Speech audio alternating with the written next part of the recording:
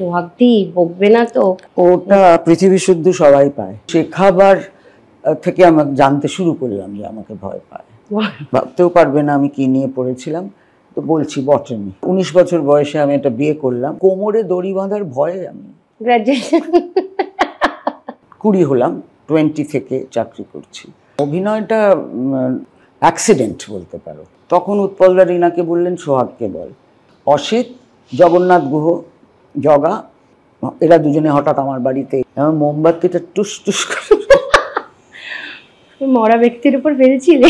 বসে থাকা যায় না তো ভাই। তখন তো এত অভিনেত্রী থিয়েটারে ছিল না। 1983-তে অনসাম্বল আমার দলটা তৈরি করলাম। ওইটা ডিরেক্ট করে ফেলেছি, হয়ে গেছে। আমি তো ভাবিনি আমি ডিরেক্টর হব। I am the second director after তৃপ্তিদি।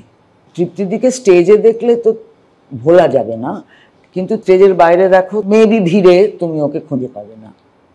তা ভাই হরতনীকে দোষ দিয়ে কি হবে ভাই? আমি ভাই জানি না। মানে কোন ছবিটা করে? রিনার যুগান্ত। অ্যাংলো ইন্ডিয়ান বুড়ি, বাঙাল বুড়ি, দেহাতি বুড়ি, চাইনিজ বুড়ি, সব রকমের বুড়ির পার্ট আমার করা হয়ে গেছে। যখন দূরদর্শন ছিল তখন ওটা খুব ভদ্র একটা জিনিস হতো। কার্জন হয়েছে যাদের আমি বুঝতে পেরেছি নাড়াতে পারবো না, তাদের দিয়ে অভিনয় হবে না। এখন কমিটমেন্টটা আগের মতো পাই না, পড়াশোনাটাও কম। If you want to be an actor, তোমার একটা ওয়ার্ল্ড ভিউ থাকতে হয়।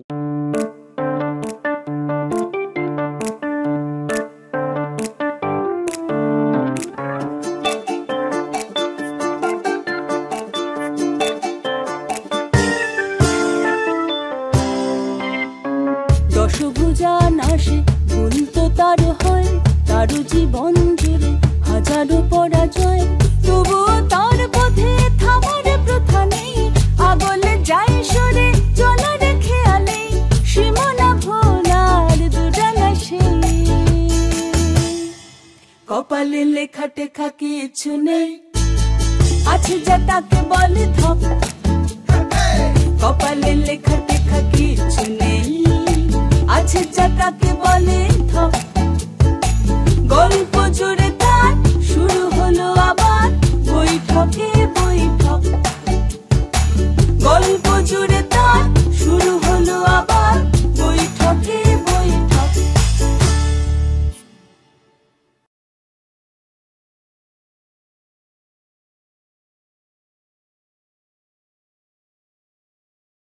এই এপিসোডটি স্পন্সর্স হলেন রাইভাল ফিটনেস স্টুডিও এবং অন্নপূর্ণা স্ন্যাক্স। আজকে একটু অন্য ধরনের গল্প হবে। গল্প তো হবে, কিন্তু আমি একটুখানি ভয়ে আছি, কারণ আমি শুনেছি যে যিনি আজকে আমাদের সঙ্গে, আমিও ছোটবেলায় বকুনি খেয়েছিলাম একবার, তো সেই স্মৃতি নিয়েই একটু শুরু করি। আমার মনে হয় আমি যার সঙ্গে কথা বলি সবাই বলে সোহাগদি বকবে না তো? ওটা পৃথিবী শুদ্ধ সবাই পায়, তাই না? আমাকে একজন ভদ্রলোক বললেন, you know I am scared of you. I বললাম don't worry, that's a national pastime. সবাই ভয় পায়, কেন জানি না। কেন? তোমার কি গম্ভীর ভয়েসটার জন্য নাকি? আই হ্যাভ নো ক্লু কেন পায়। ওদের ইচ্ছে ওরা পায়, আমি তো তার জন্য কিছু করিনি। আচ্ছা। কিন্তু আমি তবে এটা বুঝি আমাকে সবাই ভয় পায়। তাই আমি যখন ক্লাস নিই, প্রথম ক্লাসটা আইস ব্রেকিং করি, কারণ তা না হলে সারাক্ষণ ভয়েই পেয়ে গেল আমি কি বললাম বা আমি কি করালাম সেগুলো মাথায় ঢুকলো না। মানে মনের 50% হচ্ছে ভয় পাচ্ছি, another 50% is trying to learn. It doesn't happen. So আমি ওটাকে সরিয়ে দেওয়ার চেষ্টা করি।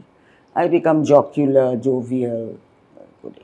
আচ্ছা, মানে এটা তাহলে ন্যাচারাল। মানে আমার ভয় পাওয়াটা শুধু ছোটবেলা থেকে তোমাকে সবাই ভয় পেত? আমার তো মনেই নেই না। I'll tell you ভয় পাই এই আফটার আমি শেখাতে শুরু করলাম তারপর থেকে। আচ্ছা।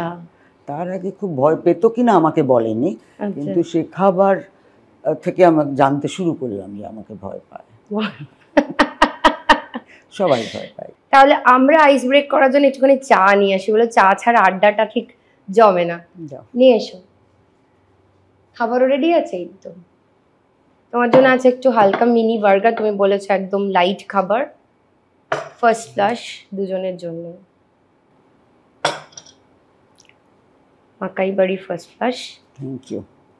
চলো চার সহযোগে আমরা একটু ভয় না পেয়েই আমি আড্ডাটা শুরু করি। তোমার ছোটবেলা থেকে একটু যাই যে অভিনয় ছোটবেলা থেকে ইচ্ছে ছিল? একেবারেই না। তাহলে আমি নাচ শিখতাম, নাচতাম নানান জায়গায়, সেটা ভেবেছিলাম হয়তো আইল বি আ ডান্সার। আর পড়াশোনাতেও ভালো ছিলাম। সাউথ পয়েন্টে পড়তে? প্রথমে ছোটবেলায় তো একেবারে ছোটবেলায় আমি অনেকগুলো স্কুলে পড়েছি। সেন্ট জোসেফস চন্দননগরে পড়তাম। তুমি চন্দননগরে থাকতে? না না, তখন আমার বোধহয় 4+ নিয়ারিং 5, তখন I went into a boarding. হ্যাঁ, সেই সময় 5 years এর বোর্ডিং ছিল? ছিল। আচ্ছা। এবং তখন আমি ইংরেজি অতটা বলতেই পারতাম না, অতটা না, পারতামই না। ABCD জানি, এসব বাড়িতে শিখেছি। প্রথম দিকে খুব মুশকিলই হয়েছিল, কিন্তু বাচ্চারা তো ভীষণ তাড়াতাড়ি করে, গ্র্যাব করে নেয় সব কিছু। তাই সেইখানে 1 বছরই ছিলাম। 1 বছরে মানে যত রকমের দুষ্টুমি করা যায় সেগুলো শিখে ফেললাম। কি করে একে তাকে বিরক্ত করা যায় শিখে ফেললাম। কি করে মাদারকে পেছনে লেগে অন্য ক্লাসে ওঠা যায় সেটাও শিখে ফেললাম। এই করে 3টে ক্লাসে পড়েছিলাম ওই 1 বছরে, মানে একদম ছোট্ট থেকে উপরে। কিন্তু আমার I wasn't keeping too well, যেটা আমি শুনেছি, এগুলো আমার অত মনে নেই। সো আমাকে নিয়ে আসা হয়েছিল। তারপরে স্কুল করে সাউথ পয়েন্ট স্কুল শুরু করলেন মিস্টার গুহ। তখন আমরা সাউথ পয়েন্টে অনেকে মিলে চলে গেলাম। সাউথ পয়েন্টে ছিলাম কিন্তু কারণ আইল টেল ইউ, আমার বাবা ছিলেন কোল ফিল্ডসে, কোল মাইন্সে, বিহার। তখনকার দিনে বিহার বুঝতে পারছো, আর ওই পড়াশোনার কিচ্ছু নেই, তাই আমাদেরকে মামাবাড়ি চলে আসতে হতো পড়াশোনা করতে। তো মামাবাড়ি থেকেই ওখানে পড়তাম। তারপরে বাবা একটা সময় ট্রান্সফার্ড হলেন আসানসোলে। আচ্ছা। তো আসানসোলে লোরেটো কনভেন্ট ছিল, তো আমি তার জন্য তখন লোরেটো কনভেন্টে চলে গেলাম। তারপরে তো I went to, I'll tell you, Gokhale memorial college, then Presidency college. এই কি নিয়ে পড়লে? প্রেসিডেন্সি কলেজে তো তুমি ভাবতেও পারবে না আমি কি নিয়ে পড়েছিলাম। তো বলছি, বটানি। বটানি নিয়ে পড়েছো? মানে তোমার সায়েন্স ছিল? হ্যাঁ, আমি সায়েন্সই পড়তাম, আচ্ছা। সায়েন্স পড়তাম। So বটানি, which I hated. As a result, I didn't complete it. ও তখন আমি আমার 19 বছর বয়সে আমি একটা বিয়ে করলাম। তখন ভাবলাম, বাহ, অনেক কিছু করে ফেলেছি, পড়াশোনা আর করতে হবে এটা না। কি মানে লাভ ম্যারেজ? পড়াশোনা আর করতে হবে না। পরে অবশ্য আমি গ্র্যাজুয়েশনটা করেছি, সেটা অনেক পরে। সেটা একদিন হঠাৎ মনে হলো, কে জানি বলেছিল, যদি পুলিশ ধরে and if you are not a graduate, তাহলে তোমাকে বললে কোমরের দড়ি বেঁধে নিয়ে যায়। তখন কোমরে দড়ি বাঁধার ভয়ে আমি গ্র্যাজুয়েশন বিয়ের পর করেছো এটা? হ্যাঁ হ্যাঁ, তখন মাই সান was quite old, 2 or 3 years, না, বছর 10 তখন ওর বয়স। আচ্ছা, তোমরা ক ভাই বোন? আমরা ছিলাম, আমার এখন একজনও নেই, আমার 2 দাদা আর 1 ভাই ছিল। আচ্ছা, 4 জন। বাপরে। তারপরে মানে বিয়েটা কি করে মানে করলে? না, বিয়েটাও বাড়ি টাড়ি থেকে সবই হলো। আচ্ছা, মানে লাভ ম্যারেজ নয়? লাভ ম্যারেজ, মানে বাড়ি থেকে বোধহয় বের করে দেওয়ার ধান্দায় ছিল। তুমি তখনও দুষ্টু ছিলে? একটা বিয়ে দিয়ে দিল। হ্যাঁ, তখনও দুষ্টু ছিলে 18-19 বছরে? হ্যাঁ, সবসময় ছিলাম, এখনো আছে। একটু ইনসিডেন্ট বলো যে ছোটবেলায় দুষ্টুমির কিছু, যেটা। সেটা এখন রাইট নাও কি মনে পড়বে? মানে ধরো কেউ একটা কিছু জিনিস চেয়েছে, আমি শুনতে পেয়েছি, অতএব সেটা তো দেওয়া যাবে না, ও, অন্য কিছু নিয়ে। অন্য কিছু। তাই নিয়ে একটা তুলকালাম ব্যাপার হতো বাই দ্যাট। আর আমাকে, হ্যাঁ, ইউ আর রাইট, তখন আমার সঙ্গে যারা করতো তারা ভয় পেত, তাই আমার নামটা বলতো না। আচ্ছা আচ্ছা। তো ফাইনালি আমি বলে দিতাম। এইরকম ধরনের, মানে nothing harmful, it's all harmless. বাহ। তারপরে অ্যাক্টিং এ মানে তুমি জীবনের শুরুতে বিয়ে করে ফেললে, তারপরে বাচ্চা হয়ে গেল, তারপরে পড়াশোনা শুরু করলি? না, পড়াশোনাটা করছিলাম। হ্যাঁ, তারপরে এটা হঠাৎ ঠিক করলাম, না, লেট মি এটলিস্ট গ্র্যাজুয়েশনটা করে ফেলি। বোটানি নিয়ে করলে? না, বটানি নো। চান্সই নেই। কি নিয়ে তো আমি হিউম্যানিটিজ নিয়ে করলাম, কারণ প্রাইভেটলি করলাম। আচ্ছা, তো চাকরি করছি তো আমি বহুদিন। I work for a very very long time. I started working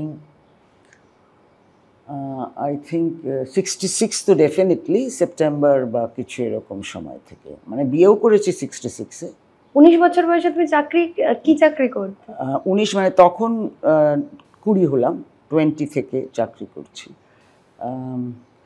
আমি জেনারেল ইন্স্যুরেন্সে তার আগে কাজ করতাম অ্যাজ আ লাইব্রেরিয়ানের অ্যাসিস্ট্যান্ট ইন ইউনিয়ন কার্বাইড। আচ্ছা, ইউনিয়ন কার্বাইড বলে তখন একটা বিদেশি কোম্পানি ছিল, এখন আমি জানি না কেউ জানে কিনা। হ্যাঁ, সেই ভোপালে যে গ্যাস ট্র্যাজেডি হলো সেটা তো ইউনিয়ন কার্বাইডেরই। তো তারপরে আমি জেনারেল ইন্স্যুরেন্সে চলে গেলাম। I was in the front office. Letter I use to do administration করছিলাম। তারপর সেটাও ছেড়ে দিলাম। ওটা অনেক বছর পর। I work for 27 years। 27 years. আচ্ছা, তারপরে তার মানে অভিনয় কোথা থেকে অভিনয়? না, অভিনয়টা একদমই what should I say coincident, মানে একটা অ্যাক্সিডেন্ট বলতে পারো। মানে রিনা তো আমার বন্ধু অনেক দিনের, আমরা একসঙ্গে কলেজেও পড়তাম। তো রিনা তখন already is acting in films and Utpal, আর আমাদের বাড়িটা কিন্তু ফিল্মের বাড়ি ছিল, যে রাজার বাবা আমার মামা। হ্যাঁ, সো ফিল্মের বাড়ি। তো সেই বাড়িটা থেকে আমরা ছোটবেলা থেকে ভালো নাটক, ভালো নাচ, ভালো আর্ট গ্যালারিজে যেতাম, এক্সিবিশনসে যেতাম, নাটক দেখতাম ভালো। So culturally it was quite a liberal বাড়ি। So culturally we were all there. কিন্তু আমি নাচতামই, that I didn't mind dancing, I like dancing. কোন বয়স থেকে নাচ শুরু করে? হস্টেলে তো নিশ্চয়ই নাচটা হতো? না হস্টেল না, তখন না, পরে আশ্রমিক সঙ্গে আমি পরে, যদিও I don't qualify to be in আশ্রমিক সঙ্গ, বিকজ আমি শান্তিনিকেতনের ছাত্রী নই। কিন্তু এখানে যারা ছিলেন তাদের আরও দরকার ছিল মেয়েদের যারা নাচবে। সো আমার আরেক বান্ধবী, এই দুই বান্ধবী আমার পরে দুই বৌদি হয়েছিল। অপর্ণা এখন আর নেই, কিন্তু দোলন আছে। দোলন পড়েছে ওখানে, দোলন চাপা। তো ও আমাকে একদিন বললো যে নাচের মেয়ে দরকার। তাই আমি ওদের সঙ্গে অনেক ঘুরে বেরিয়েছি, এদিক ওদিক নেচেছি। ওটাই আই ইউজ টু লাইক। সেটা বিয়ের অনেক আগে থেকে, তো বিয়ের পরেও চললো কিছুদিন।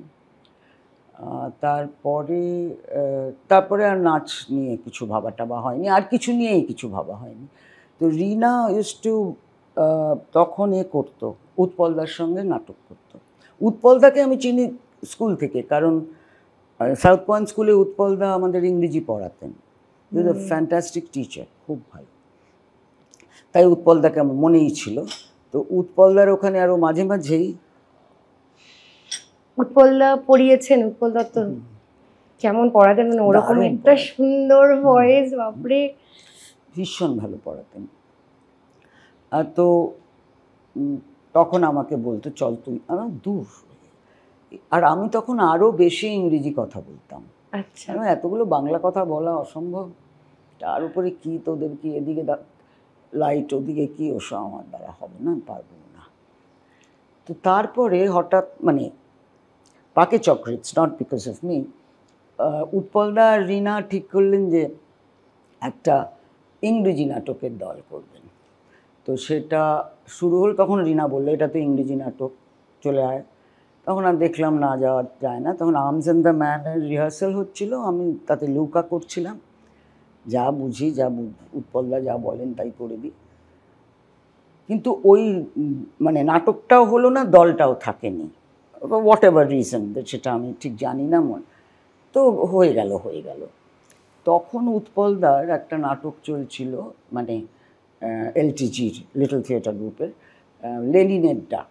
সেটা every Thursday, Saturday, Sunday and on holidays হতো প্রত্যেক সপ্তাহে। সেটাতে রিনা ছিল। তখন রিনার হঠাৎ বম্বে চলে যেতে হলো একটা কোনো শুটিংয়ে। কিন্তু ওটা তো চলবে। তখন উৎপলদা রিনাকে বললেন সোহাগকে বল। তো রিনা বললো বলতে পারি, আসবে কিনা জানি না।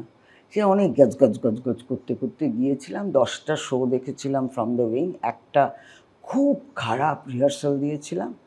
তারপরে ভয়ে ঢুকলাম। তো আমাকে সবাই বলছে যে তো ভয় পাচ্ছ কেন, আমরা তো আছি। আমি তো বুঝতামই না ওরা আছে তো আমার কী লাভ। আমার পার্ট ভুলে গেলে তোমাদের পার্ট তোমরা বলবে, আমার পার্ট ভুলে গেলে কি হবে।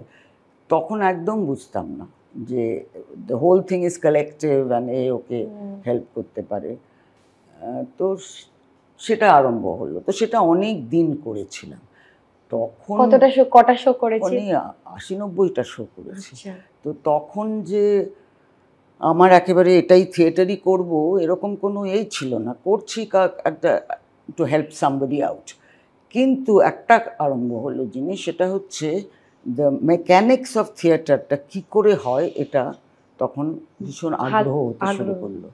এবং মানে এই যে এখন তো আমরা সবাই মিলে দেখছি সামনে দাঁড়িয়ে, কিন্তু এটা করতে ব্যাক স্টেজে কত লোক লাগে, অন্যান্য মানে লাইট ক্যামেরা না, লাইট সাউন্ড, এগুলো তো সবই মিলে মিশে তারপরে হয়। ওইটা এক্সাইট করতে শুরু করেছিল। তো ওকে হয়ে গেছে। কিন্তু তারপরে এলটিজি বন্ধ হয়ে গেল, পিএলটি আরম্ভ হলো, ওদেরই পিপলস লিটল থিয়েটার। সেখানেও প্রথমটাতে করেছিলাম। কিন্তু তারপরে আমি তো চাকরিও করতাম, সংসারও ছিল।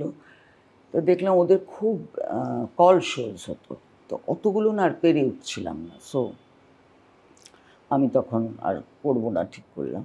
চাটা খুব ভালো। Thank you. তো যেটা কল শোজ শুরু হলো।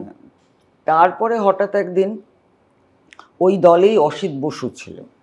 অসিত, জগন্নাথ গুহ, জগা, এরা দুজনে হঠাৎ আমার বাড়িতে এলো। অসিত বোধহয় পিএলটি ছেড়ে দিল for some reason, he knows. তো একটা নাটকের দল করা হবে, ক্যালকাটা পিপলস আর্ট থিয়েটার, সেটাতে জয়েন করব কিনা। তো আমি তখন বললাম হ্যাঁ, কারণ ওই অত যদি না করতে হয় তাহলে করতে রাজি আছি। আর বাই দ্যাট টাইম এদের তো বন্ধুত্ব হয়ে গেছিল না। তো আমার বন্ধু খুব হয়, খুবই বেশি বন্ধু হয়। তো তাদের সঙ্গে আমার কাটাতেও খুব ভাল লাগে।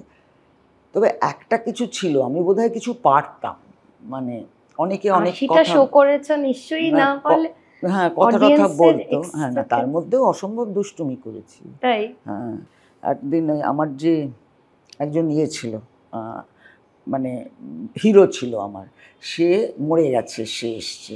তো আমি একটা মোমবাতি নিয়ে দেখতে গেছি, ও কাঁদছিল। এবং মোমবাতিটা টুস টুস করে মরা ব্যক্তির উপর বেঁধেছিলে? তারপরে মানে এইসব অসভ্যতা ছিল। তো যাই হোক, উঠে সে কি বলেছিল, কত সহ্য করেছে? কিছু বলে, ছেলেটা খুব রেগে গেছিল। তারপরে আবার জড়িয়ে ধরে কান্না হতো। তো আমাকে জানি কি একটা মুখ ভেঙছিল বলে আমি ওকে দিলাম খিমচি। ও আচ্ছা। এইসবগুলো ছিল। তখন ছোট ছিলাম অনেক, মানে আই ওয়াজ 22 or something, 23। তো সেই তারপরে ওটা আরম্ভ হলো, ওই নাটক, মানে পিপল ওয়ান্টেড মি, সেটা আমি দেখলাম। তো তখন ওই দলটা জয়েন করলাম। ওই দলে কয়েকটা নাটক করলাম। রিনা ওই দলে এলো। সো রিনা, আমি, সুদর্শনা বাগচি বলে একজন একটু এলডারলি মহিলা ছিলেন, আমরা ডাকতাম সুদর্শনা মাসি, অসিত, এরা সবাই মিলে আমরা, ওটা বেশ কিছুদিন চললো। তারপরে আমি ছেড়ে দিলাম, কারণ আমার ছেলের তখন যেরকম বয়সটা হয়েছে, প্রত্যেক দিন সন্ধেবেলা ওকে একা রাখাটা I think was unfair. So আমি ছেড়ে দিয়েছিলাম। আর সত্যিও ভীষণ একা ছিল। তারপরে করিনি, বেশ কিছুদিন করিনি ওকে। তারপরে একটা হস্টেলে উই ডিসাইডেড যে হি নিডস কোম্পানি। সো সেখানে he had a very nice time, Goethals Memorial, কার্সিয়ংয়ে দিয়ে দিলাম। তারপরে তো আমি বসেছিলাম, কিন্তু বসে থাকা যায় না তো তখন তো এত অভিনেত্রী থিয়েটারে ছিল না, অত ভীষণ ডাকাডাকি আরম্ভ হলো, এটা করে দাও। আমি বেশ কয়েকটা করলামও। তারপরে যেটা হলো, কয়েকটা স্ক্রিপ্ট আমার একদম ভালো লাগে না, করি না, তাতে বন্ধু বিচ্ছেদ আরম্ভ হলো। দু তারিখ কী হবে। আমারই এক বন্ধু, সে একদমই থিয়েটারের না, আর কোনোদিন ছিলও না, হয়নি। সে আমাকে বলল যে তুমি যদি একটা দল বানাও তাহলে তোমাকে কিন্তু এটা আর কেউ অফার করবেন। তুমি বলতে পারো আমার দল ছাড়া আমি অন্য জায়গায় করি না। আমি বললাম গুড আইডিয়া, কিন্তু দল বানাবার আমার খুব ইচ্ছে ছিল না, ভীষণ দলাদলি হয়, পলিটিক্স হয়, এসব আমি দেখেছি, উইচ ইজ আমার ভাল লাগে না আর কি, মেন জিনিসটা থেকে সরে যাওয়া হয়। তো যাই হোক, তাও 1983-তে অনসম্বল আমার দলটা তৈরি করলাম। অনসেম্বল নামটা কেন এরকম? অনসম্বল মানে হচ্ছে অনেকগুলো কমপ্লিমেন্টারি জিনিস দিয়ে একটা হোল এন্টায়ারিটি, তো সেটা তো থিয়েটার তো তাই, এর জন্য অনসম্বল। কে রেখেছিল নামটা? আমি। আচ্ছা। তো সেটা এখনো চলে অনসম্বল। অনেকে এসনেম্বল বলে, অনেকে একজন বলেছিল এই সম্বল নাকি তোমার, এরকম সব হয়। ভালো, বেশ, এই সম্বল, এটা ভালো। তো সেই তারপর থেকে সেখানেও, তার আগে আমি অবশ্য সিপিএটিতে আরেকবার রিটার্ন করেছিলাম, কারণ তখন প্রায় সব ভেঙে গেছে, ডিরেক্টর অসিত চলে গেছে, কিন্তু একটা নাটক করতে হবে। তারপরে বার্টোল্ট ব্রেক্টের 80 বছর বয়স হলো, ম্যাক্স মুলার ভবন তখন সবাইকে বললো, মানে সব দলকে, যে একটা করে নাটক করে দাও। সিপিএটিকেও বলেছে, সিপিএটি তখন আমি ছাড়া কেউ নেই, তখন আমি ওনার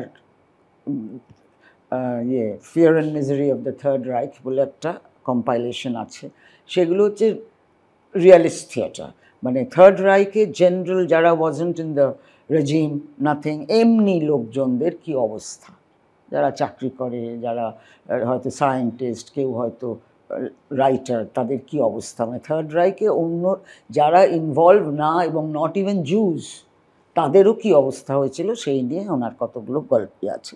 সেখান থেকে একটা নাটক আমি ওদের হয়ে ডিরেক্ট করলাম। That's my first direction, that is in 78। আচ্ছা। তো সেটার নাম ছিল ইনফর্মার। তো অনসেম্বলের আগে তোমার এটা করে অনসম্বল যখন করলাম তখন ওইটা ডিরেক্ট করে ফেলেছি, হয়ে গেছে, আমি তো ভাবিনি আমি ডিরেক্টর হব, আমি কোনো কিছুই হব কোনোদিন, কিন্তু এটা ভাবিনি। তো তখন আমি যখন এটা করলাম, আমার আরেকজন খুব সিনিয়র একজন ডিরেক্টর, প্লে রাইট, অ্যাক্টর, ভীষণ ভালো ছিলেন, সুব্রত নন্দী। তো তাকে আমি বলেছিলাম একটা নাটকে পার্টও করতে, এবং উনি যদি ডিরেক্ট করে দেন। তো এইভাবে দুটো, ওই আবার ফিয়ার অ্যান্ড মিজারি থেকে দুটো ছোট নাটক নিলাম। একটাতে আমি করলাম which is kind of monologue, একটাই ওই পরে ওর দিস জুইশ ওয়াইফ, একজন wife who's Jewish lady who's married to a German non Jew. তো তার কি অবস্থা হচ্ছে, তো তার হাজব্যান্ড পরে একটুক্ষণের জন্য আসেন, আবার এই ইনফর্মারটাই করলাম। তো তখন সুব্রতর চিরকালই ক্রনিক হাঁপানি ছিল, ভীষণ বেড়ে গেছিলো, তাই ওর একটা চাকরিও করতেন। তখন উনি এসে আবার এটা ডিরেক্ট করার মতো রেসপন্সিবিলিটি নিতে চাইলেন না, কিন্তু তখন তো সব হয়ে গেছে, মানে হলও বুক হয়ে গেছে, তখন আর আমি কি করি, আমি ডিরেক্ট করতে না, সেই যে ঢুকলাম, এখনো করে যাই। সেই সময় মহিলা director I am the second director after তৃপ্তিদি। আচ্ছা। তৃপ্তি মিত্র 2-3টে নাটক ডিরেক্ট করেছিলেন। তারপরে এখন তো অনেকে আছে, মানে উষার আমি বলা যায়, উষা গাঙ্গুলি আর আমরা বলা যায় যে আমরা সমসাময়িক, কিন্তু উষার দল আমার থেকে আগে। আচ্ছা। রংকর্মী অনেক আগেই, কিন্তু তখন উষা ওই বাইরের ডিরেক্টরকে দিয়ে ডিরেক্ট করিয়ে নিত ওদের নাটক। তো আমি ডিরেক্ট করার পরে উষা স্টার্টেড ফ্রম 84 মহাভোজ নাটকটা থেকে। So that way Usha also comes after me, otherwise we are together, মানে এক সময়ের আর কি। এই আমার গপ্প, আর কোনো নেই। তৃপ্তি মিত্রর নাটক দেখেছো তো নিশ্চয়ই? আলাপ ছিল। অদ্ভুত ছিলেন উনি, মানে তৃপ্তিদি মনে করতেন উনি কিচ্ছু পারেন না, অন্যেরা সব পারে। আমার প্রথম নাটকে আমি তৃপ্তিদিকে নেমন্তন্ন করতে গেছিলাম, সেদিন এমন করলেন আমার সঙ্গে যেন মনে হলো আমি কোথাকার কে, দিগ্গজ, আর উনি কিছুই না। এইরকম তখনকার দিনে হিউম্যানিটি সবার খুব ছিল, এভরিবডি ওয়াজ প্রিটি হাম্বল। মানে আমি এত বড় মানে তৃপ্তিদিকে স্টেজে দেখলে তো ভোলা যাবে না, কিন্তু তৃপ্তিদিকে তুমি স্টেজের বাইরে দেখো তখন কিন্তু মেবি ভিড়ে তুমি ওকে খুঁজে পাবে না। হ্যাঁ, ওই ভীষণ ভালো। না, আমরা মিস করে গেছি, মানে এরকম নাটক সত্যি মিস করে গেছি। আচ্ছা, আরো যদি একটু নাটকের মজার ঘটনা বা কিছু যদি তোমার। যে আমি বলেছিলাম না রিনাকে যে অত বাংলা টাংলা আমার আসে না, তো আমি যখন নাচতাম আমি নাচতেতাম, আমাকে কোনো পার্ট দিলে আমি করবো না। একবার তার জন্যে তাসের দেশে পত্রলেখার নাচটা নেচে তারপরে আমি ওই পুরো তাস এর মধ্যে ঢুকে পড়তাম।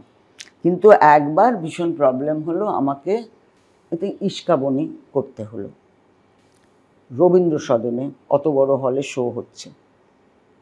তো একটা সময় ছিল, ও আমরা তো দেখছি তাসের দেশ তো জানো বোধহয়, মানে বদলে যাওয়ার হাওয়া আসছে। তো আমাদের হরতনি কেউ একটু পাল্টে যাচ্ছে, তো এই নিয়ে কথা হচ্ছে টেক্কানি আর ইস্কাবনির সঙ্গে। তো দুজনেই আমরা হরতনিকে কী সব বলছি, তারপরে চিরিতনি ঢুকবে, ঢুকে সে হরতনির হয়ে কথা বলবে। চিরিতনি ঢোকে না, অত বড় একটা হল, আমরা দুজনের মুখে অত বড় এর মধ্যে দাঁড়িয়ে রয়েছি, ঢোকেই না। আমরা তো এরম করছি, আসছে না। তারপরে হঠাৎ দোলন, ওই দোলনের কথা বলবো, সে হঠাৎ তা ভাই হরতনিকে দোষ দিয়ে কি হবে ভাই? আমি ভাই জানি না। কারণ হঠাৎ দেখলাম বাংলাতে আবার রাবেন্দ্রীকে পারবো। তো ওইদিকে যিনি কঙ্করদা, যার পুরো এটা ছিল, তিনি চলে এসো, আমরা দুধ দাঁড় করে দৌড়ে বেরিয়ে গেলাম। তারপরে যতবার ঢুকলাম অডিয়েন্স হাসলো। আর চিরিতনি তখন এটা কিন্তু ইন্টারভাল হয়েছে, ইন্টারভালের পরে একটা পুরো নাচ একা একজনের ছিল ওই হরতনির, তারপরে হরতনি এই সব হয়ে এতখানটা সময় গেছে। চিরিতনি তখন, আর রবীন্দ্র সদনের গ্রিন রুম তো অনেক, সে পেছনে অনেকটা যুগ যেতে হয়, সেখানে অভ্র লাগাচ্ছে চোখের ওপর এতক্ষণ ধরে। তারপরে ওইটুকুই বোধহয় ওর পার্ট ছিল, ওর পার্টটা করতে ভালো লাগতো। ও তারপরে কঙ্করদাকে বলেছে, আচ্ছা নাটকটা শেষ হয়ে গেলে এটা আমরা করতে পারি না, মানে ওই সিনটা আবার করবে বাবা। এইটা একটা আরও একটা ছিল সাংঘাতিক। আরেকবার হয়েছিল, আমরা তো ইন্দোরে নাটক করছি, তিনজন মানে চিরিতনি হরতনি কাদের কথা আছে। হঠাৎ দেখলাম আমার ডায়লগ একজন রুহিতনি বলে দিল, বলেই পেছন ফিরে পিঠটা নড়ছে, মানে হাসছে। আর সেই হাসি টাসি দেখে টেক্কানিও আমার ডায়লগটা বলে দিল। আচ্ছা, আমার ডায়লগ আমি বা ছাড়বো?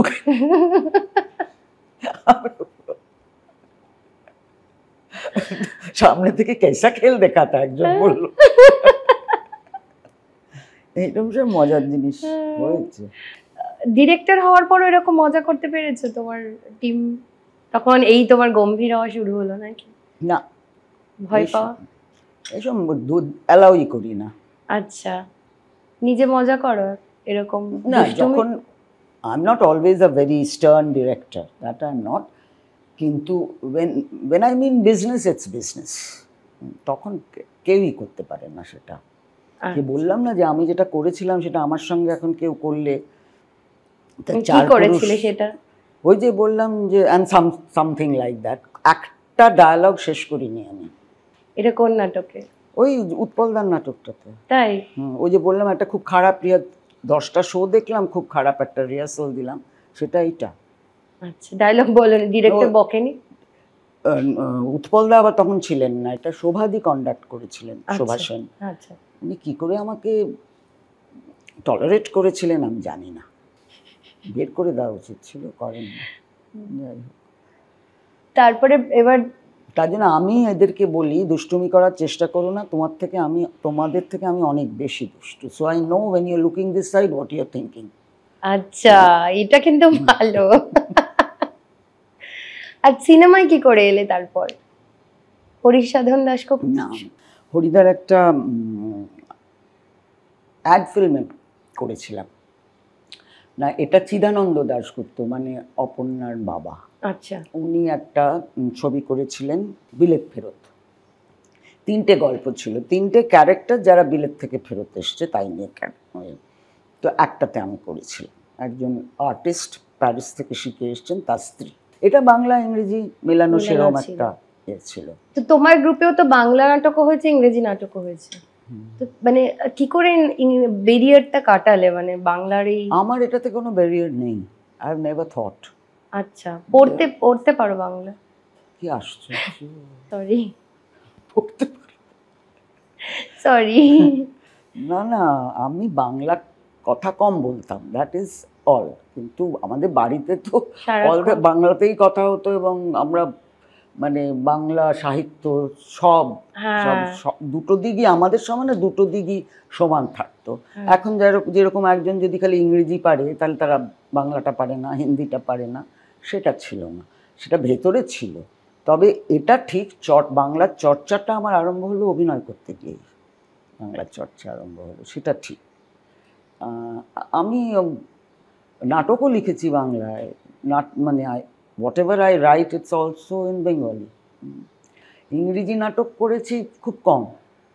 আচ্ছা, একবার 3টে ওয়ান ওম্যান শো করেছিলাম, তার মধ্যে একটা ইংরেজি, একটা হিন্দি, একটা বাংলা। আর তারপরে মহেশ কুঞ্চওয়ারের সোনাটা বলে একটা নাটক করেছিলাম। সেই নাটকটা ইন্ডিয়ান ইংলিশ, মানে ওই যেরকম 3জন মহিলা, একজন ইউপিআইট, একজন বাঙালি, আরেকজন মানে আমি যেটা করে ফেলেছিলাম আর কি, সে বম্বেতে বোধহয় কি বলে, বাবা বোধহয় সাউথ ইন্ডিয়ান, মা চাইনিজ, এরকম ধরনের, এবং বাবা সাম খ্রিশ্চান হবে, এইরকম 3জন। তো এই 3জন কলেজের বান্ধবী, তারা এখন মিডল এজড হয়ে গেছে। তো তারা নিজেদের মধ্যে গল্প করলে তো ইংরেজিতেই করবে না, তো একটা হিন্দি কথাও বেরোয়, বাংলা কথাও বেরোয়। So it was kind of a trilingual. তো সেটা করেছিলাম, সেটাও it ran for 10 years, which is record. কারণ কলকাতায় কোনো ইংলিশ স্পিকিং থিয়েটার এতদিন রান করেনি, এটা 10 বছর রান করেছে।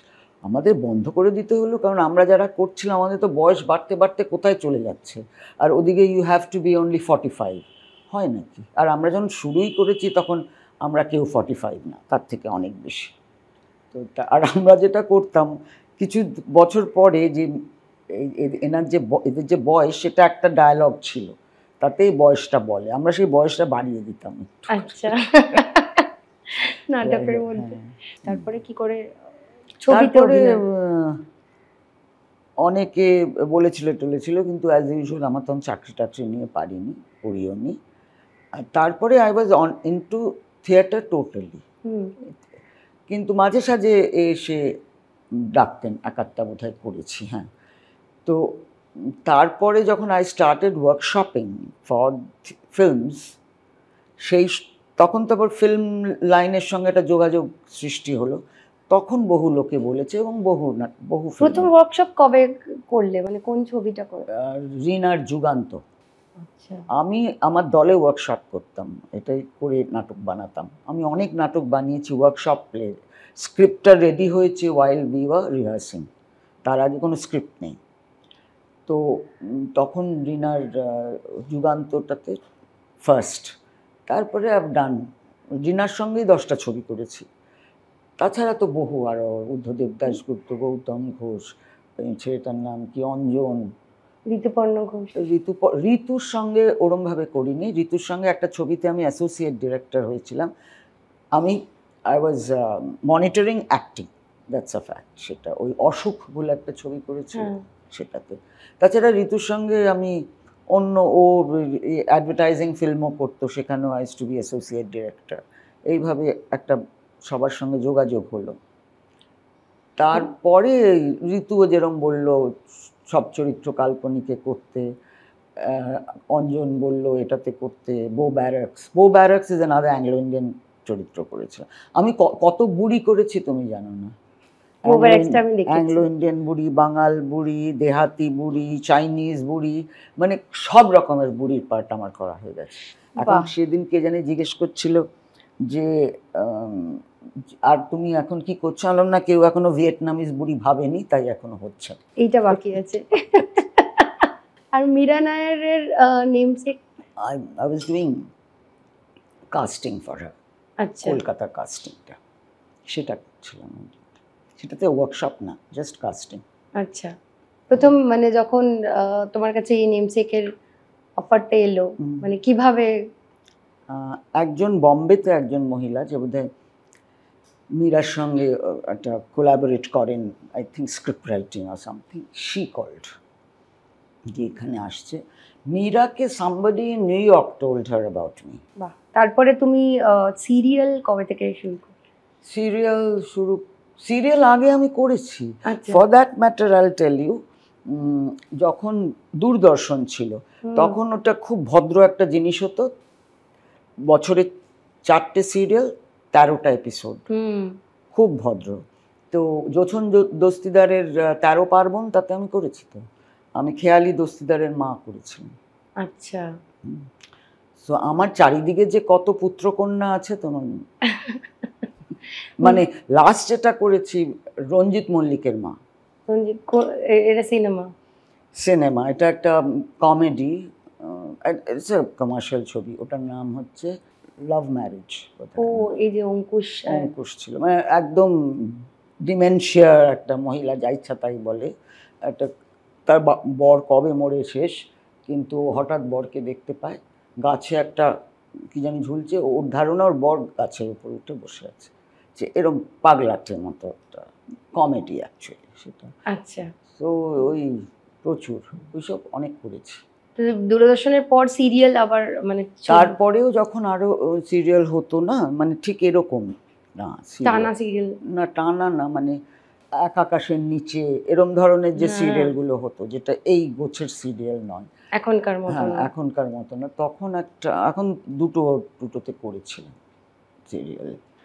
তারপরে করিনি বহুদিন, মানে এই তারপর যখন সিরিয়ালের এইরকম চেহারাটা হলো, তারপরে শুনলাম সবাই 20 ঘন্টা কাজ করে। হ্যাঁ, কি করে করেছে তারা, আই হ্যাভ নো ক্লু, আমি পারতামই না। তো এমনিতে তখন ইনটু থিয়েটার ভেরি মাচ, তার জন্য করিও নি। পরে I will tell you why I started. সেটা হচ্ছে আমার কাছে কিন্তু সিরিয়ালের অফার কনস্ট্যান্টলি আসতো। তো আমি তখন বলতাম যে সিরিয়াল করলে শুনেছি এটা করা যায় না, থিয়েটার, সেটা তো আমি পারবো না। তো যখন প্যান্ডেমিক হলো তখন তো 2 বছর কোনো কাজ নেই। আমি অবশ্য পড়িয়েছি অনেক অনলাইন, বিদেশ থেকে অনেকেই আমার কাছে পড়েছে, কিন্তু তাহলেও একটা ফাইন্যান্সিয়াল স্ট্রেস হয়ে গেছিল। তখন একদিন একটা ফোন এলো এবং একজন বললেন যে ফার্স্ট লাইনটা হলো আপনি করবেন, আপনার কিন্তু থিয়েটার করতে কোনো অসুবিধা হবে না। তখন বললাম হ্যাঁ, first of all I also needed money, আর যদি এটাই হয় কন্ডিশন, তাহলে ওয়াই নট। এবং তারপরে যার জন্য এখন আমি যাদের সঙ্গেই করি, আমার 3টে দিন উইকে থাকে যে আমি 4টে অবধি করি, তারপরে করি না। যদি আমাকে সেদিন লাগে আই ওয়ার্ক টিল 4। তো সেটা সবাই মেনে নিয়েছে। সো আমার থিয়েটারও চলছে, ওটাও চলছিল। এখন তো এটা অবশ্য বন্ধ হয়ে গেল। লাস্ট সিরিয়াল তোমার হচ্ছে বাঘমণি আর কি দুর্গা মাম, কি একটা নাম? আমারও ঠিক এটাই হয়। দাঁড়াও, দুর্গামণি ও বাঘ মামা। আচ্ছা, একটা বাচ্চা মেয়ে আর গল্প ছিল। বাঘের গল্প নাকি? বাঘের না, মানে রিইনকার্নেশন অফ দুর্গা বলতে পারো। আচ্ছা, বেশ। আচ্ছা, এই যে তুমি সেই সময় ডিরেকশন দিচ্ছ, সেই সময় তো মোটামুটি মহিলা ডিরেক্টর তো ছিল না, মানে তোমার কি কাজ করতে কোনো অসুবিধা হয়েছে? নেভার। এটা অনেকে আমাকে জিজ্ঞেস করে যে ওয়েদার আমার অসুবিধে হয়েছে, মানে পুরুষ মানুষদেরকে। কিচ্ছু হয়নি, কোনোদিন হয়নি, মাথায় আমার ঢোকেও নি। তোমার কথা তারা শুনেওছে? শুনি, সব শুনি, কে শুনবে না, শুনি। আমি যে মানে বড় বড় স্টারদের সঙ্গে ওয়ার্কশপ করেছি, I have never had any problem, never. আর দে আর ভেরি বেশিরভাগ ভীষণ বাধ্য, ভীষণ শিখতে আগ্রহী, খুব ভালো। আমার হ্যাঁ, এক আধজন হয়েছে যাদের আমি বুঝতে পেরেছি নাড়াতে পারবো না, তাদের দিয়ে অভিনয় হবে না, সেরকম হয়েছে। কিন্তু তাতে মানে কোনো মন কষাকষি কিচ্ছু হয়নি কারোর সঙ্গে, সেটা হয়নি। তবে একটা কথা ঠিক, প্রত্যক্ষভাবে না হলেও পরোক্ষভাবে আমি একটা ফিল করতে পারি এই যে ফ্র্যাটার্নিটি অফ থিয়েটার ফ্র্যাটার্নিটিতে যারা পুরুষ আছেন তারা আমাকে দেখলে খুব ইয়ে করেন, আমার নাটক দেখতে এসে ভালো বলেন সবই, কিন্তু একটা দূরত্ব মেনটেন করে, সেটা করে, সেটা আমি বুঝতে পারি। তো সেটা ওদের প্রবলেম, আমি কী করবো। হ্যাঁ, তো আমরা এই গল্পের মাঝখানে তোমার যে সাউথ পয়েন্টের প্রথম দিকের গল্পটা, মানে উৎপল দত্ত পড়াতেন, একটু যদি আরেকটু বলো খুব ভালো হয়। হ্যাঁ, উৎপল দত্ত আমার মনে আছে যখন উৎপলদা প্রথমে এলেন তখন আমি নিচু ক্লাসে, ক্লাস 6-এ বোধহয়, আর আমার ভাই মানে বোধহয় ক্লাস 9-এ, আমার 9 হোয়াট এভার। তো ও এসে বাড়িতে বলতো কি দুর্দান্ত পড়ান, আর তখন আমি ওখানে বেশ মাস্তান স্কুলে। আচ্ছা, আমি গিয়ে মিস্টার গুহকে বললাম যে উৎপলদা আমাদের যদি ক্লাস নেয় খুব ভালো হয়। এমন ঘ্যান ঘ্যান করলাম, উনি একটা ক্লাস দিলেন। কোন ক্লাস বলো তো? Library reading class. তখন বই পড়লাম। যাই হোক, তারপরে যখন উঠে ওনার ক্লাস 8 থেকে উনি পড়াতেন, ভীষণ ভালো, মানে ইংরেজিটা পড়াতেন, মানে after a point you'd fall in love with the language, এত সুন্দর। আর আরেকটা খুব সুন্দর জিনিস করতেন, লেক্সিকন বলে, লেক্সিকন মানে অন্য, সেটা হচ্ছে ধরো আমরা একটা প্যাসেজ পড়লাম, তার মধ্যে একটা ওয়ার্ড নতুন, উই ডিডন্ট নো, ওইটা তো মানে টানে তো বুঝিয়ে দিতেন এবং বলতেন যে এটা দিয়ে একটা সেন্টেন্স লিখে আনো, এবং যার সেন্টেন্সটা ভালো হবে সেটা পড়া হবে ক্লাসে, মানে এরমভাবে এনথিউজ করতেন। তো আমার সেটাই উৎপলদার সম্পর্কে মনে আছে। আর তাছাড়া অবশ্য রাগ ছিল, কারণ উৎপলদার সব নাটক করতেন, আমাকে নিতেন না। আচ্ছা, একেবারে না। একবার আমি রেগে মেগে ঢুকে গেছি ইয়েতে, কি নাম, রিহার্সাল রুমে, ওখানে বিসর্জনের হচ্ছে, স্কুলের নাটক। স্কুলের নাটক, হ্যাঁ, বিসর্জন হচ্ছে রিহার্সাল, সেটা শেখর চ্যাটার্জি ডিরেক্ট করছেন। তো ওখানে আমি, অপর্ণা করছিল, রীনা ঘোষ বলে আগে একজন অভিনেত্রী ছিলেন, আমাদের স্কুলে পড়তেন, পরে অভিনয়ও করেছে, রীনা করছে। আমি না ছাগ শিশু শুনছি, অনেক ওই ছাগ শিশু নিয়ে তো অনেক কথা আছে। আমি না জিজ্ঞেস করলাম, এই তুমি কি ছাগ শিশু করছো? আমাকে দূর দূর করে বের করে দিল সেখান থেকে, আর ডাকলো না। যাই হোক, আমাকে তো ডাকতো না। তো একবারই বিসর্জনই হচ্ছে সেদিন শো, আমি আমার এক মাসির কাছ থেকে, আমরা তো শো হলে যাই, মাসির কাছ থেকে একটা বেনারসি নিলাম, সেটা আবার টিস্যু বেনারসি। আমার স্কুলে সাদা ব্লাউজ, সাদা স্কার্ট, নিচে মোজা জুতো, তার উপরে শাড়িটা পরলাম, সব দেখা যাচ্ছে কিন্তু, যাই হোক শাড়িটা পরলাম। আর গুণবতী, যিনি রবীন্দ্র মানিক্যের স্ত্রী ছিলেন, তার কয়েকজন সখী ছিল, স্যার সখীদের সঙ্গে ঢুকে গেলাম, ঢুকে দাঁড়িয়ে রইলাম। গুণবতী না, তারপরে কি, আর বাই দ্যাট টাইম জয়সিংহ, যেটা আমার দাদা করছিল, সে মারা গেছে, দর্শক হাসছে। তো মধুবন মানে আমার দাদা ভাবছে যে কি আমি কি ঠিকঠাক করে মরিনি, হাসছে কেন, চোখ তো বুঝতে পারছি। সেটা আমার মনে আছে, আমাকে যদি না নাও আমি ঢুকবই। তারপরে আমার নাম হয়ে গেছিল বিসর্জনের হিরোইন। আর কারা কারা পড়াতেন? ওই তো কমল কুমার মজুমদার ছিলেন আর্টসে, উনিও থিয়েটার করাতেন। তখন এই রাজারা ঢুকে পড়েছে, রাজাদের সঙ্গে উনি থিয়েটার করেছেন, মানে রাজা অনেক ছোট, রাজা দাশগুপ্ত। গীতাদি, গীতা ঘটক, উনি কিন্তু পড়াতেন। আচ্ছা, গানও শেখাতেন? গানও শেখাতেন, পড়াতেনও। এবং গীতা ঘটকের স্ত্রী, ছোট বোন রীতা দিও পড়াতেন বোধহয় অঙ্ক, এরকম সব অনেক। আর একজন সংস্কৃত টিচার ছিলেন, সংস্কৃতটা মানে পড়তে হতো, ভীষণ বিরক্ত লাগতো। আমি একদম ব্যাকে বসে কয়েকজনকে নিয়ে খেলতাম কাটাকুটি, তো ধরা পড়ে গেছি, বেরিয়ে যাও। তারপরে সংস্কৃত মিস্টার লাইরি আসলেই জয়া, আমার তখন নাম ছিল জয়া, মানে জয়া আমার ভালো নাম, সোহাগ আমার ডাক নাম। আচ্ছা, তো সোহাগটাই চালু হয়ে গেছে। তো জয়া গেট আউট বলে দিতে হচ্ছে, জয়া তো গেট আউট। আমি তো মজা বাইরে। তো একদিন ওরকম দাঁড়িয়ে আছি, উৎপলদা যাচ্ছেন, কী করছো তুমি এখানে? বলো বের করে দিয়েছো, আচ্ছা চলো। দিয়ে মিস্টার বিশ্বনাথন ওখানে আছেন টিচার্স রুমে, এন বিশ্বনাথন। হ্যাঁ এন বিশ্বনাথন, একসঙ্গে গপ্প টপ্প করছি, বেল পড়ে গেছে খেয়াল নেই। এবার তো মিস্টার লাহিড়ী ঢুকে পড়বেন, তখন একটা আলমারির মধ্যে আমাকে ঢুকে দরজা বন্ধ করে হ্যাঁ স্কুলে মিস্টার লাহিড়ী তার আবার বিয়ে নিয়ে ক্লাসে গেলেন, তখন আমি বেরিয়ে এলাম। বাপরে, এরকম সব মজা হতো তখন স্কুল ওয়াজ ডিফারেন্ট। আর South Point school specially was তাই না? ভেরি ডিফারেন্ট, কারণ ভীষণ আর্টের দিকে ছিল, স্কাউটস হতো, এসব অনেক কিছু। তুমি বলছিলে সামার ভ্যাকেশনে কি মাচা বেঁধে? হ্যাঁ, সামার ভ্যাকেশনে না, ভ্যাকেশনের আগে। আচ্ছা, ভ্যাকেশন হবে ধরো 2 তারিখে, তার আগে 2-3 দিন আগে থেকে এই নাটক হয়ে যেত, নাটক নাচ এসব culturally very they were very alert about that, সেটা খুব ছিল সতীকান্ত গুহর। মজা করেছি। আর হরিসাধন দাশগুপ্তর কথা যদি বলো, তোমার মামার বাড়ি, মামা, বা ধরো মানে যেগুলো মনে আছে, মানে এগুলো তো আমরা শুনতে পাই না আসলে।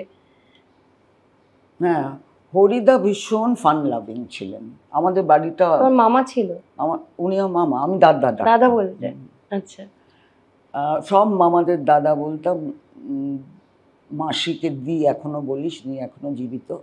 আর আমার মাকেও মা বলতাম, কিন্তু দিদিমাকেও মা বলতাম।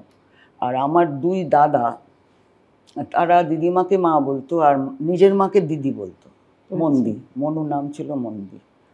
তো বাবাকে অবশ্য আমরা সবাই বাবা বলতাম। তো হরিদা খুব ফান লাভিং, এমনিতে মানে কত ধরনের ছবি তখনকার দিনে বলে father of documentary film, it's a fact. Documentary ফিল্মসে তো উনি ফার্স্ট আনলেন, এবং এত মানে যেগুলো ক্লাসিক করে গেছেন, কিন্তু ওনাকে দেখে মনে হতো উনি কিছু বিশেষ করেনই না। মানে হি ডিডন্ট হ্যাভ দ্যাট আমি একটা গ্রেট কিছু, এটা একদম ছিল না ওনার। ভীষণ মাটি ছোঁয়া মানুষ ছিলেন, ভীষণ মানে ফান লাভিং ছিলেন, মানে বেঁচে থাকলে ইউ শুড বি লাইভলি এরকম। তখন আর অপর্ণার চিদানন্দ দাশগুপ্ত এরা তো সব এক বন্ধু। তো তখন রিনা এটা করেছে সমাপ্তি। আমার দাদা ফার্স্ট এয়ারফোর্স জয়েন করেছে, আমার মেজদা তখন এসও বলে একটা কোম্পানি জয়েন করেছে। সো এই সব মিলিয়ে মানে লেটস সেলিব্রেট করে একটা বিশাল পার্টি দিয়েছিলেন, আমরা সবাই গিয়েছিলাম, এবং আমাদের বন্ধুদের এর বন্ধু তার বন্ধু সবাই মিলে, মানে দাদাদের বন্ধুও যেতে পারে, মধুবনের বন্ধু, রিনার বন্ধু, আমার বন্ধু, এরকম সব। আর ওনার মানে সোনালি তো চলে গেছিলেন অনেক দিন আগে, ওনার স্ত্রী, কিন্তু শ্বশুরবাড়ির সঙ্গে পুরোপুরি যোগাযোগ ছিল, সেটা আমাদের সবার ছিল। তো সেখানে বড় শালিকা, তার স্বামী, তার ছেলে মেয়ে, এরাও সবাই এসছে। সেখানে একটা পার্টি দেওয়া হলো এতে ব্যারাকপুর ক্লাবে। সেই পার্টিতে তো এনজয় করাই হলো, কিন্তু 3টে কাপল তৈরি হয়ে গেল ওখানে। আচ্ছা, একটা হচ্ছে রিনা আর আমার মেজদা, আচ্ছা, একটা হচ্ছে দোলন, যার নাম বললাম যে শালিকা ডটার, সে আর আমার বড়দা, আর আমার আর দোলনের দাদার। বাহ, তা আমারটাই টেকেনি, অন্যগুলো বিয়ে অবধি গিয়েছিল। আর এমনিতে মানে জগন্নাথ গুহ বা আমি গৌতম দার কথা শুনেছি যে হরিসাধন দাশগুপ্ত। হ্যাঁ, সেটা তারা মানে হরিদা যখন কাজ করতেন তার মধ্যে উই ওয়ার নট ইনভলভড, আমি ইনভলভ ছিলাম না, এরাই কাজ, ওদের সঙ্গেই কাজ করতেন। তো হরিদার way of teaching was so different, সেটা ওরা বলে যে হরিদা কখনো হাতে কলমে শিখিয়েছেন তা না, তা এমনভাবে জিনিসটাকে করতেন যে ওরা শিখে যেত। সেটা আমার একটু আছে। আমার ক্লাসে যখন সবাই আসে একেবারে ভীষণ এতগুলো লেকচার, এতগুলো এগুলো কিন্তু হয় না। লেকচার আমি দিতে খুব কম ভালোবাসি, কিন্তু কিছু বলতেই হয়, কিছু কিছু বেসিক্সগুলো। আর আমি একটা কথা বলি, যখন আমরা ক্লাস হবে তখন কিছু ডোন্ট টেক নোটস, কারণ নোটস তুমি যখন নিচ্ছ তখন আমরা কিন্তু মানে আমার সঙ্গে আমার একদম ডান হাত একজন আছে, সেও থাকে, ও ফিজিক্যালগুলো বেশি করে, আমি এখন অতটা পারি না। তো আমরা যখন কথা বলছি তখন তো অর্ধেক সময় তো লিখছো, তো বরং বাড়ি গিয়ে দেখো তুমি কতটা বুঝতে পেরেছো সেটা লিখে নিয়ে তাতে যদি তুমি দেখো there are gaps, you don't understand, come back the next day and ask. এরকম I don't know whether I inherited that from him, কিন্তু দ্যাট ইজ দ্য ওয়ে হরিদার ছিল। হরিদার মানে সব কিছুই খুব ইজি ছিল, মানে he would adapt to anything. মানে ওই রকম একজন মানুষ যিনি আমেরিকাতে গিয়ে গ্রেস কেলির সঙ্গে নেচেছেন শুনেছি, তিনি তো লাস্টে ছিলেন একটা গ্রামে একটা বস্তিতে লাস্টে, সেখানেও কোনো মন খারাপের ব্যাপার ছিল না। He would adapt immediately, it's very difficult to find a man like him, যে কোনো সিচুয়েশনে নিজেকে human being like him, very difficult to find, মানে একদম ডিফারেন্ট। আর ওই যে বসে বসে এর নামে বলা তার নামে বলা, এগুলো খুব হোয়াট শুড আই সে, হি ওয়াজ মানে পার্সোনাল লাইফটা নিয়েও তিনি কখনোই না, তাই নিয়ে আমাদের সঙ্গে কখনো কিচ্ছু হয় পার্সোনাল লাইফ নিয়ে। মনে মনে তো সাংঘাতিক অবস্থা নিশ্চয়ই হয়েছিল, অবশ্য তখন আমরা অনেক ছোট ছিলাম, অতএব তখন আমাদের সঙ্গে ওটা শেয়ার করার কথাই না। কিন্তু উনি যে ভীষণ তখন মন খারাপ করে বসে আছেন এরকম কিন্তু আমি দেখিনি। অদ্ভুত ছিলেন, মানে তখনকার দিনে হরিদার নিজের লাইট আর ক্যামেরা ছিল, সবার এটা থাকে না, নিজের ছিল। তো একবার ঋত্বিক ঘটক, ওই ক্যামেরাটা অনেকেই নিয়ে যেত, ঋত্বিক ঘটকও নিতেন। তো একদিন বারান্দা দিয়ে দেখেছেন ঋত্বিক ঘটক আসছে, তো বলে দিবি আমি বাড়ি নেই, কারণ থাকলেই বলবে আমাকে ক্যামেরাটা দে, আমাকে দিয়ে দিতে হবে, আর আমার কালকে ক্যামেরাটা লাগবে। বলে উনি কোথায় গিয়ে একটা গা ঢাকা দিলেন, উনি সোজা ঢুকে হরি ক্যামেরাটা নিলাম বলে নিয়ে চলে গেলেন। এই গল্পগুলো সত্যি মানে না শুনলে তো, তোমার কিছু নাটকের গল্প বলো না, যেমন তো আমাদের সিঁড়ির নিচের কথা জিজ্ঞেস করতে বলেছে। সিঁড়ির আসলে আমি মানে স্ক্রিপ্টেড নাটক তো অনেক করেইছি, কিন্তু অনেক সময় কি হয়, তোমার দলে অনেক ছেলে পুলে আছে, তুমি কোনো নাটক পাবে না যেখানে সবাইকে তুমি নিতে পারো বা সবাই স্যুট করবে। তো তখন থেকে ধারণা, তাছাড়া আমার যেটা হচ্ছে যে এনিথিং সোশ্যাল প্রবলেম আমাকে যখন বাগ করতে শুরু করে তখন আমি সেটা নিয়ে ভাবতে শুরু করি। তো এইটা আমার কীরকম বেশ কিছুদিন যাবৎ মনে হচ্ছিল যে ওরা কীরকম, আমরা ভেবে নিই ওরা ইনভিজিবল, কারণ যত রকমের ঝগড়া খারাপ কথা সবই ওদের সামনেই কিন্তু হয়, কিন্তু আমরা ভাবি ওরা শুনছেও না। যেরকম ড্রাইভাররা সবচেয়ে বেশি সিক্রেটস জানে, কারণ সবচেয়ে বেশি কথা হয়। তো এইরকম এদের কথা, মানে আমরা যে ওদেরকে একটা আলাদা জায়গায়, আলাদা নিচু জায়গায় রাখি, এইটা আমাকে একটু অলওয়েজ বাগ করে। মানে ওই কাস্ট না, মানে এই যে আমরা আপার স্ট্রাটা, তারা আমাদের সমতুল্য নয়, কারণ ওদের ছাড়া কিন্তু চলে একেবারেই চলবে না। তো সেই জন্য এটা মাথায় ঘুরছিল।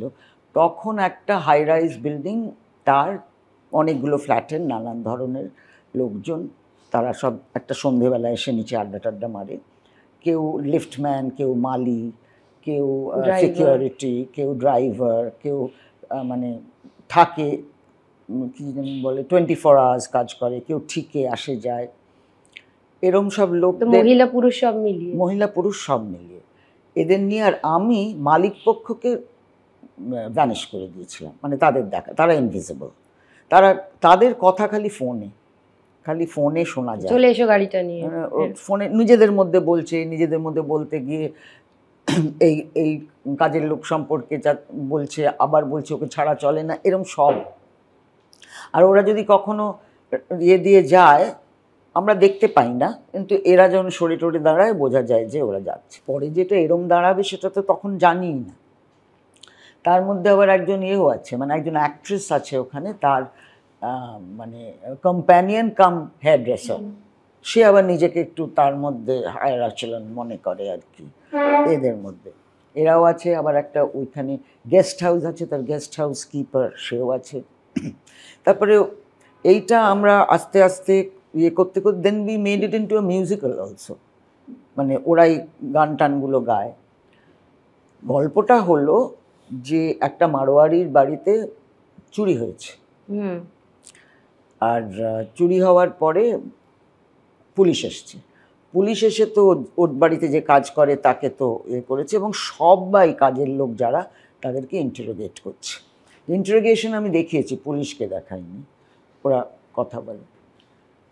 তো তখন মানে তার মধ্যে কিছু কেউ বলেছে যে আমাদের ডাকছো কেন, খালি আমরা কেন, ওয়াই নট দ্য রেস্ট, এই নিয়ে চলে। তার মধ্যে কি বলে, একজন ওড়িয়া ছিল, ওড়িয়া মালি, তাকে ওর কথা বুঝতে পারেনি বলে তাকে মেরে ধরে বের করে দিয়েছে, সে কাঁদতে কাঁদতে আসছে। তার মধ্যে একজন লিফটম্যান ছিল, লিফটম্যানের বিয়ে হয়ে গেছে কিন্তু সে ছুটি পায় না, বাড়িতে যেতে পারে না, তো তার জন্য এখানে আবার একজন আয়ার সঙ্গে তার প্রেম আরম্ভ হয়েছে। তো এই সবগুলো, তার মধ্যে একজন আসে, সে মুসলমান, কিন্তু সে যে থেকে নেমে শাখা পলা সিঁদুর পরে কাজ করতে আসে, একবারই ব্রাহ্মণ বাড়িতে রান্না করে, এইসবও তো আছে। সেই সবাইকে নিয়ে যে জিনিসটা, তার মধ্যে একজন আছে যে পামটাম সারায়, সে আবার একটু চোরও, যা পায় চুরি টুরি করে নেয়। তো এদের নিয়ে গল্প। ফাইনালি জানা যায় যে, আর ওই বাড়িতে যে মানে যার বাড়িতে চুরি হয়েছে, ভদ্রলোক elderly, wife is young, and একটা ড্রাইভার আছে, wife is having an affair with the driver. হ্যাঁ আচ্ছা। আর ড্রাইভারের আবার অ্যাকচুয়ালি সেটা আমাদের বাড়িতে হয়েছিল। একজন এসছিল হরিদার কাছে করতে, বলেছিল কাজ চাই, মানে অভিনয় করবে। হরিদা বললো এখন তো সেসব নেই, তবে আমার মা বলছিলেন একজন রান্নার লোক দরকার, সেইটা আছে। ওর রান্নার লোক হয়ে গেল। আচ্ছা যতদিন ছিল কাজের লোকই হলো, এরকম। এই ঘটনাটা আমি ওখানে ঢুকিয়েছিলাম। আচ্ছা। তো so he had all this passion of wanting to work in films, এইটা ওকেও বোঝাতো।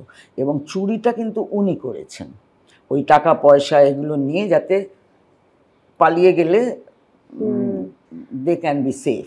মেয়েটার তো চাকরিটা গেল, তারপরে দেখা গেল ভদ্রমহিলা ড্রাইভার নেই, এটা প্রায় এন্ড হয় সেখানে, ড্রাইভার নেই, কারণ ওরা দুবাইয়ে পালিয়ে গেছে, সেটা বোঝা গেল। তারপরে শেষ হয় আমাদের, আজানও শোনা যায়, সানাইও শোনা যায়, দুজন একজন নিয়ে তাদের বিয়ে দিয়ে শেষ হয় নাটকটা। বাহ, তো কি দারুণ! এটা চিন্তা করতে করতে করতে হচ্ছিল আর কি। তাই জেনারেলি ইংরেজিতে বলে বিলো দ্য স্টেয়ার্স, মানে আগেকার দিনে লর্ডস অ্যান্ড লেডিজের বাড়িতে স্টেয়ার কেসের নিচে অনেকটা জায়গা থাকতো, সেগুলো চেম্বার্স বানিয়ে দেওয়া হতো, কাজের লোকেরা ওখানে থাকতো, সেই থেকেই সিঁড়ির নিচে। আর এটাতে একটা সিঁড়ি ছিল, তো সেইগুলো ওরকম করতে খুব ভালো লাগে। তারপর একটা সময় খুব সবাই ওই যে ভয়, we started living in a, মানে এনি মোমেন্ট টেররিস্টরা কিছু করবে, সে একটা সময় হয়েছিল না, তুমি যদি এখানে একটা বাক্স দেখো বা ডোন্ট টাচ, ডোন্ট সবসময়। আর আমরা যখন ছোট ছিলাম তখন আমরা তো সিনেমা হল কেন বলো, মানে রেস্টুরেন্ট, সব জায়গায় এমনি ঢুকে যেতাম। এখন তো তোমার ব্যাগটা দিতে হবে, তারপরে তোমাকে একটা এর মধ্যে দিয়ে যেতে হবে, এইসব কিচ্ছু ছিল না। So we were totally liberated people. এখন তো সেটা করা যায় না, উই আর অলওয়েজ স্কেয়ার্ড। তো একটা তখন লাল বাক্স বলে একটা করলাম, সেটাও লাল বাক্সতে 5টা গল্প ছিল, 5টা গল্পের মধ্যে সব জায়গায় একটা লাল বাক্স আছে, ইদার সুটকেস কিংবা নাপিতের আদারওয়াইজ একটা গিফট, এইসব। আর সবাই ওই লাল বাক্সটা দেখে ভয় পেতে শুরু করে। তারপরে ফাইনালি দেখা যায় যে ওটা কিছু নেই। কিন্তু লাস্ট গল্পটা হচ্ছে একটা সিরিয়াল শুটিং, সেখানে সেই গল্পটা কিন্তু ফার্স্টে আরম্ভ হয়। The script writer and the director, এরা সবসময় প্রথমে হাঁটতে হাঁটতে নিজেদের মধ্যে কথা বলতে বলতে চলে যায়, তারপর একটা এপিসোড হয়, সেই এপিসোড শেষ হলে ওরা আবার কথা বলতে বলতে যায়, এবং তাতে আমরা যে ওখানে কি হবে, কার কাকে ভালো লাগে, কে মনে করে বেটার অ্যাক্টর, এগুলো সব বেরোয়। তারপরে ওখানে শুটিং হচ্ছে, শুটিং হবে, ওখানে একটা লাল বাক্স পড়ে আছে। তো আর্ট বলছে এটা আমার না, লাইট বলছে না না এটা আমাদের না, সেটও বলছে আমাদের না, যাকে ওই ওর মধ্যে ওটা বাস্ট করে, অ্যান্ড এভরিবডি ডাইস। বাহ। তো ছবি কখনো ডিরেক্ট করার কথা?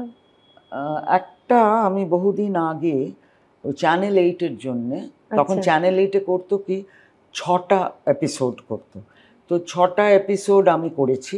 সেটা তাতে ওটার নাম কর্কট রাশি। তাতে কঙ্কনা করেছিল, কঙ্কনা, শাশ্বত, আরও যারা ছিল অলোকনন্দা, এরা সব ছিল, এদেরকে নিয়ে করেছিলাম।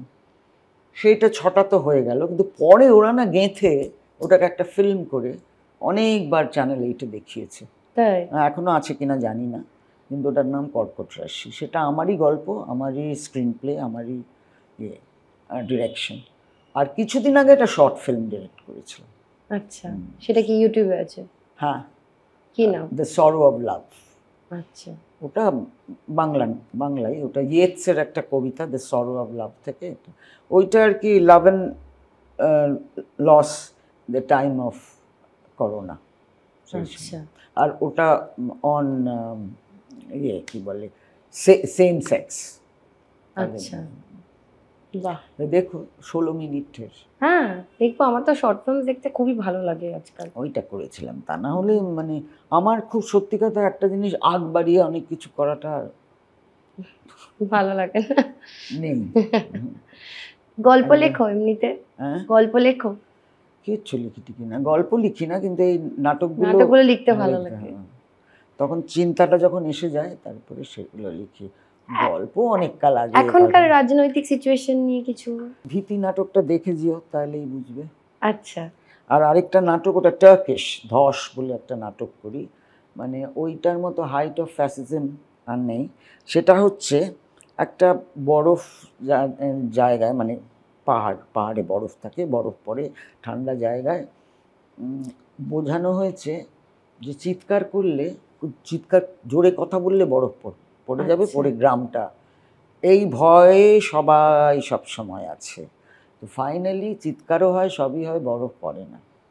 ওই তোমাকে মানে তার মধ্যে যেটা হচ্ছে যে তোমার যদি বেবি হতে হয়, 3 মাস আছে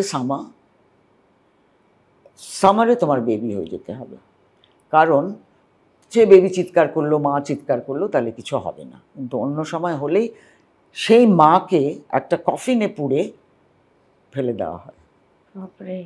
এইরকমভাবে ভয় দেখিয়ে, মানে আমাদের তো বাইরের ঘরে, পুজোর ঘরে, খাবার ঘরে, সব জায়গায় ঢুকে গেছে। এটা শোবার ঘরে।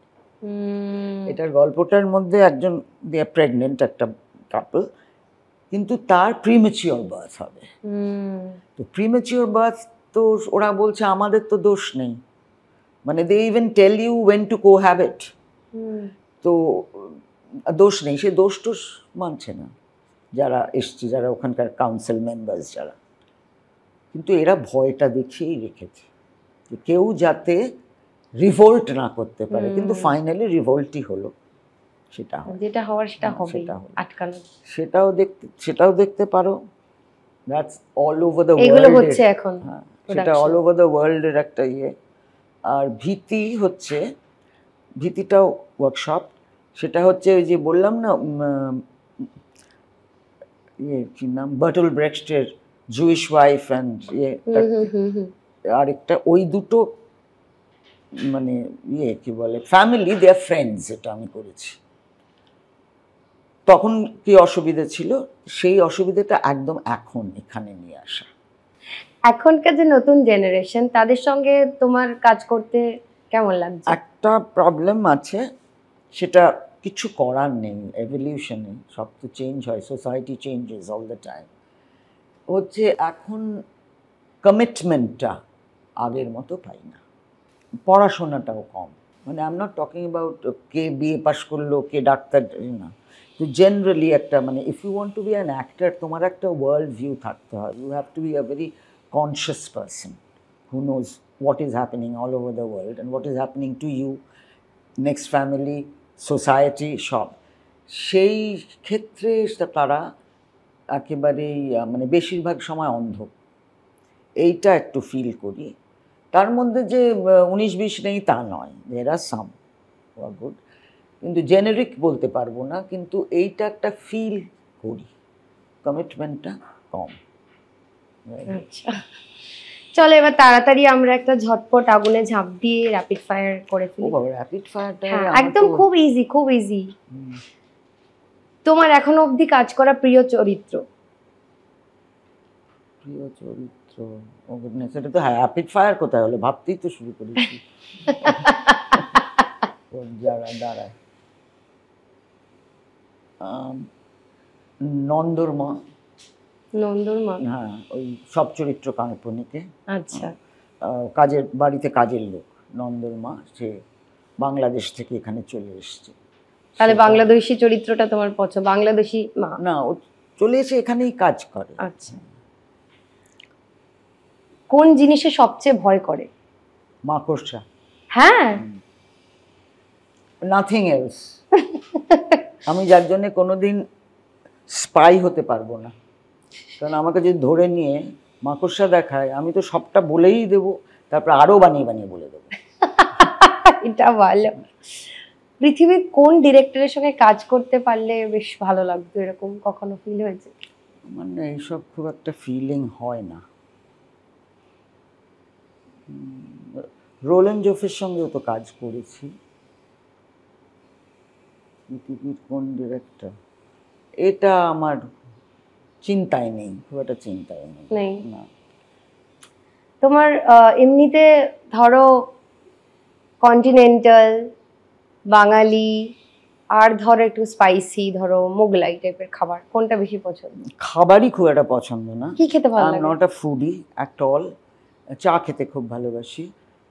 তবে যদি তুমি যে বললে এটার মধ্যে, আমার কন্টিনেন্টালটা আই প্রেফার।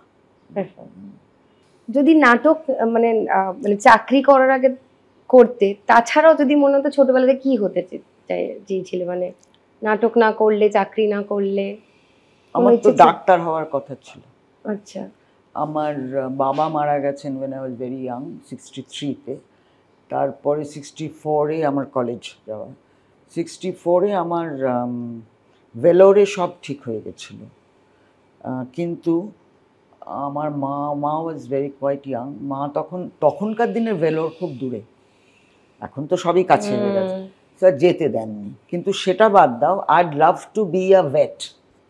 আচ্ছা, তোমার তো I love animals. I love animals more than humans. আচ্ছা। And আমি যদি আমাকে ছোটবেলায় না, আমি রাস্তায় বেরোলে এই কুকুর ওই বেড়াল, আমার একবার 16টা বেড়াল ছিল, নিয়ে বাড়ি চলে আসতাম।